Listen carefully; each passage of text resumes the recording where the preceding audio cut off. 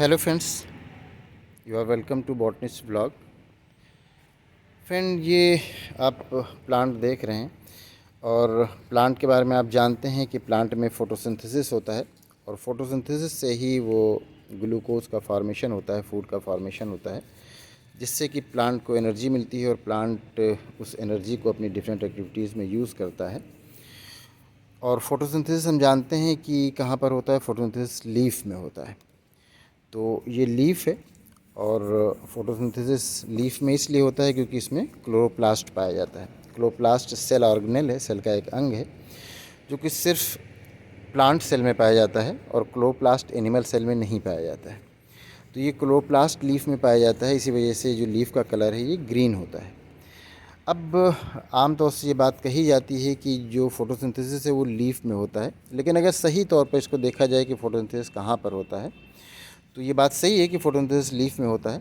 लेकिन एक्चुअली सच्चाई ये है कि फ़ोटोसिंथेसिस जो होता है वो प्लांट के हर उस पार्ट में होता है जो पार्ट ग्रीन होता है। क्योंकि जहाँ भी ग्रीन होगा वो ग्रीन इसलिए होगा क्योंकि वहाँ पर क्लोरोप्लास्ट पाया जा रहा है।